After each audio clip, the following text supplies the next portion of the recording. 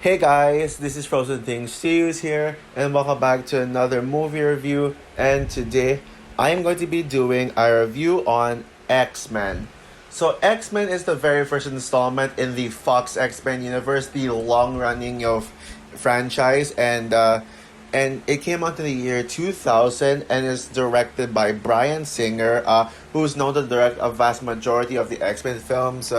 And it stars Patrick Stewart, Ian McKellen, Hugh Jackman, Anna Paquin, Famke Janssen, James Marsden, Halle Berry, Rebecca Romijn, Ray Park, Sean Ashmore, etc. And so the film tells the story of tells the story in a world where both mutants and humans fear each other because of how powerful the mutants are, and the humans would view them as a threat. Yeah, it's a story about tells the story of Marie, aka Rogue, Anna Marie, aka Rogue, who runs away from her home after accidentally poisoning her boyfriend with her powers, boyfriend with her powers, and so she uses Wolverine to help her hide.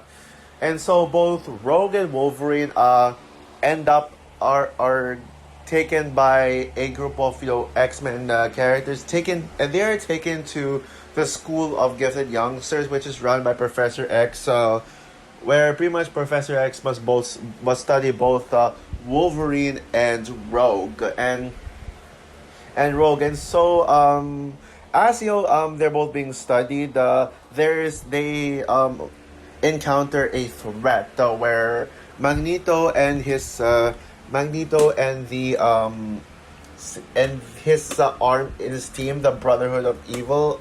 If I mean, I could be wrong in that, but so yeah, he they both pretty much start a war against the humans, as they believe a war is coming, and so the X Men must work together to stop Magneto and his team. So, as you all know guys, this year seems like a perfect year to talk about the X Men. Why? Because Deadpool Wolverine's coming, and we just had X Men 97. Although I am not ready to review X Men 97 yet, to make a full review, especially when I haven't reviewed the TV shows yet, but don't worry, guys. I will eventually get around to reviewing TV shows soon. Yeah, but not only that, but and by the way, go see X Men '97. Yeah, if you haven't, it's amazing and a top five MCU Disney Plus show in my opinion. And I get why some people call it, but yeah.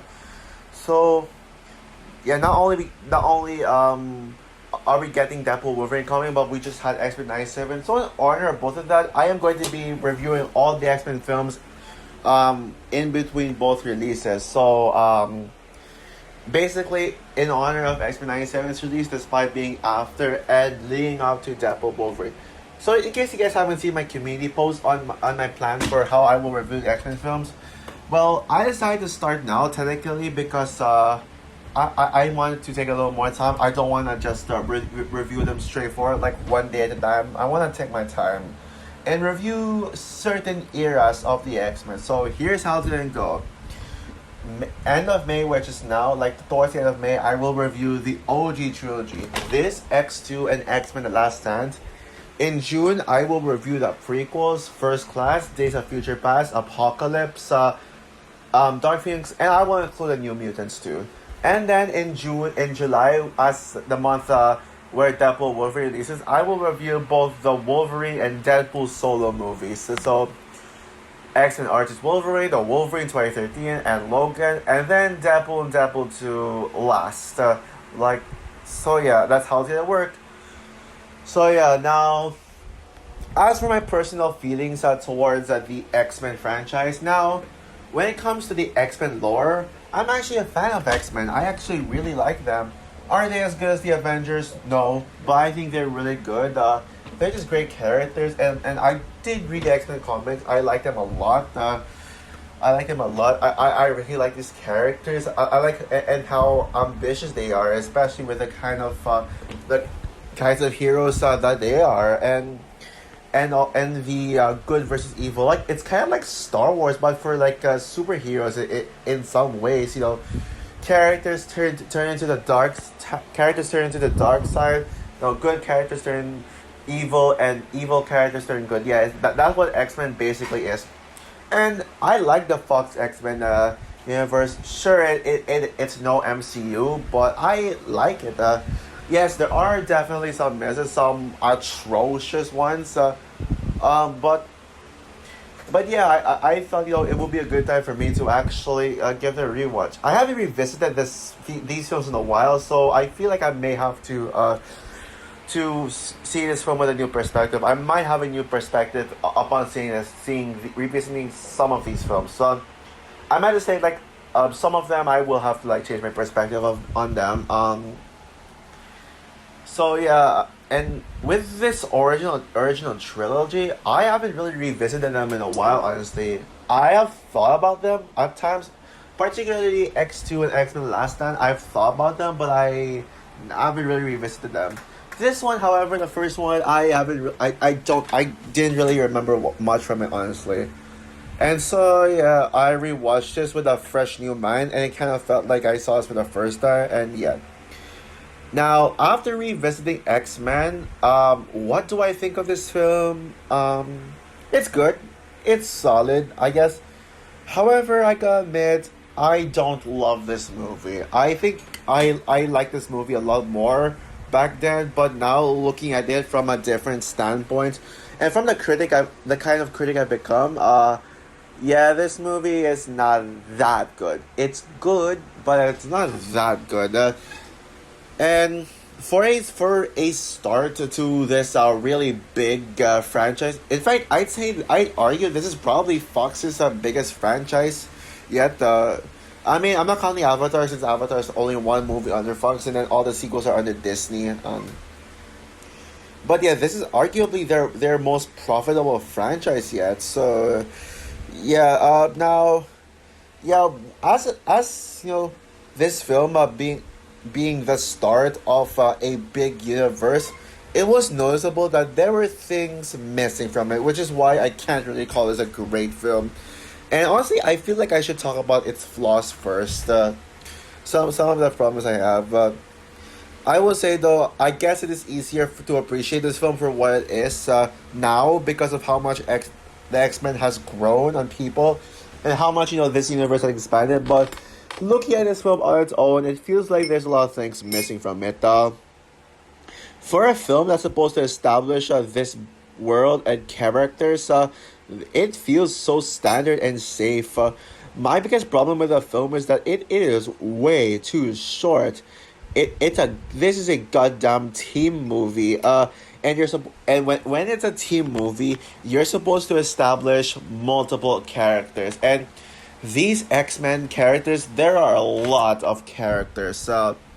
It's not just Wolverine, Professor X, Magneto, and all the characters in this film.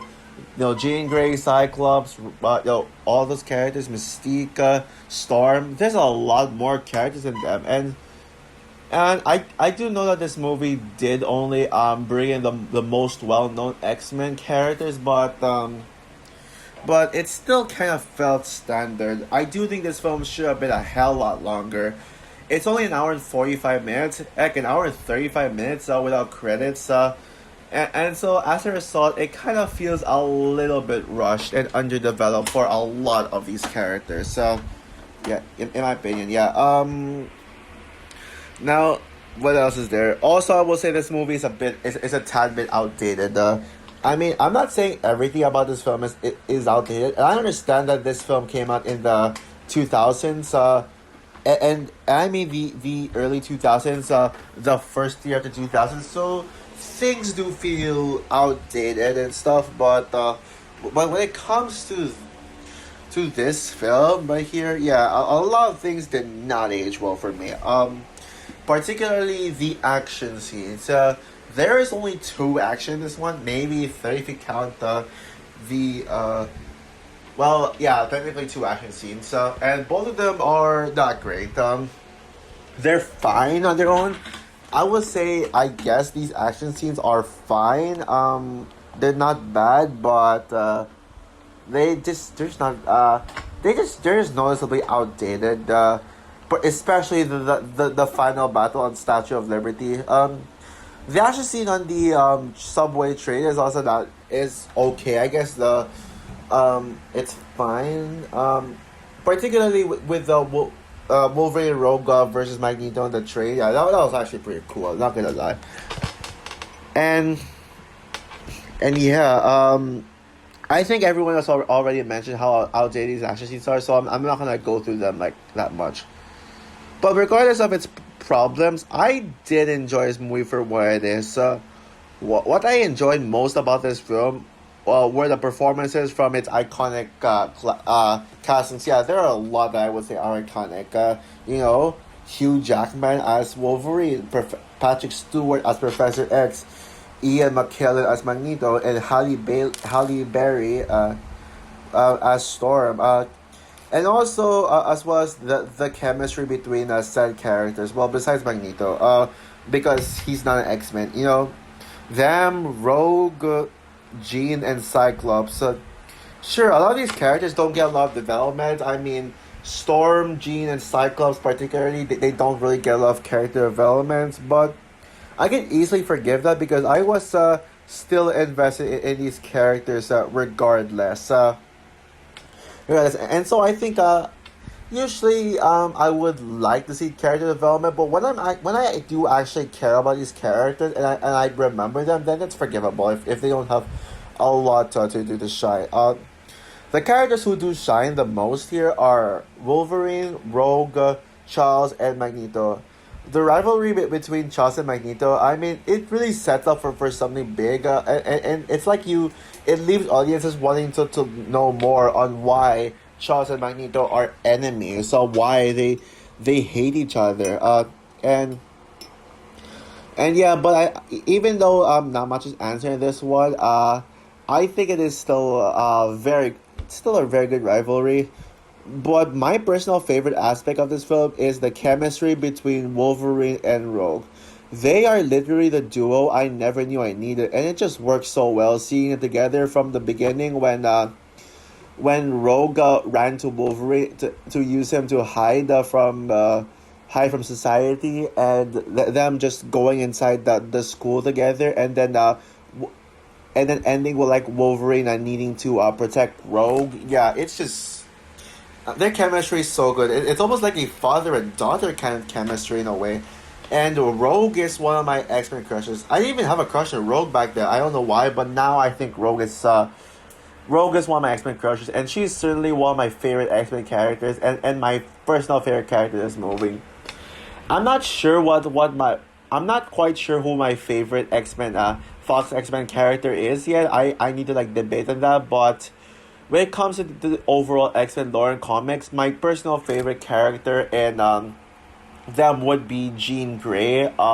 Jean Grey in the comics is my favorite. I'm really hoping the X-Men, MCU X-Men can pull off, a perfect Jean Grey. Please make Jean Grey perfect. I'm anticipating Jean Grey, but how is Jean Grey handled this movie? Well, I like Famke Janssen. I wouldn't call her iconic because I personally think Sophie Turner is felt like a more fitting Jean Grey than Famke Janssen in my opinion. Despite her poor performance in Dark Phoenix, I think it was Apocalypse Jean Grey that is my favorite interpretation of her. But I'll talk more about that when I review Apocalypse. But Famke Janssen was good, I guess. She looked pretty hot when she ties her hair. I mean, I personally I'm more into female characters who tie their hairs more than, straight hair, with a few exceptions. And Magneto is easily the best X-Men villain, period. I know Magneto isn't really a villain in all the X-Men movies. He, majority of the time, he's just an anti-hero, but then in this film, he's like a villain, a straight-up villain, and I can't think of a villain who I love more than Magneto. I think, Magneto really is the GOAT X-Men villain. There is no denying on that. Yeah, he's just too iconic. Is there anything else?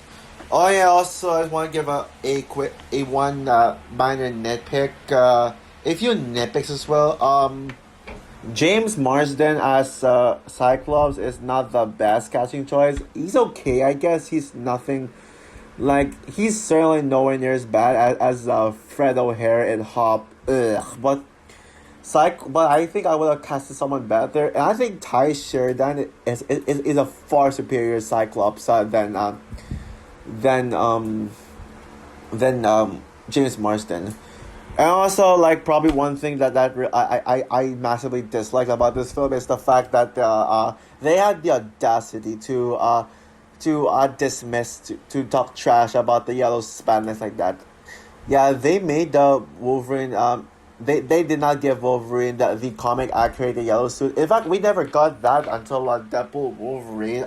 So y'all better be grateful about that. But the thing is, like, I mean, not using the yellow suit as one thing. But then this movie kind of like disregards it. Like, there's a scene where like Wolverine is like, why are we wearing? So we have to wear these black things, and then Cyclops like, what do you want to wear? Yeah, what do you want? A yellow span. Like, it's like they're actively trying to mock the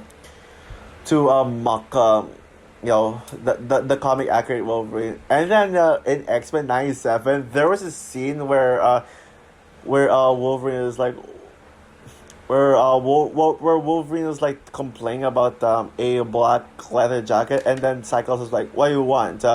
What do you want? Something like that. Black leather. Something like that. Yeah. So overall, X-Men 2000 is a serviceable and good, harmless, fun, first installment in this long running franchise, and I enjoyed it a lot. But when when this movie is supposed to establish a big franchise, I think it could have been better. I wish it was longer and there was more, and Storms, Jean, and Cyclops were given more to do. And the action scene could have been better. But in regardless, I think both Rogue and Wolverine are the heart and soul of the movie, and especially Rogue, and they're both great. So yeah, it's still a pretty good film. So that said, I'm gonna give X-Men a 3.5 stars out of 5. So yeah, I hope the MCU X-Men movie will be a vastly superior movie to this. I am really excited to see the new X-Men, and especially their casting. Even though I highly doubt any other Wolverine actors will top Hugh Jackman, I hope that the MCU just at least gives us a solid Wolverine. But they need the perfect Jean Grey, because Jean Grey is my favorite X-Men character in the comics, and they really need to do it justice. So yeah, that's all for my review of X-Men, the first film. What are your thoughts on the film? Would you agree with me that is decent, or do you like this film more than I do? Comment down below, like, subscribe, hit the notification bell, and stay tuned for my review on X2 X-Men United. Bye guys.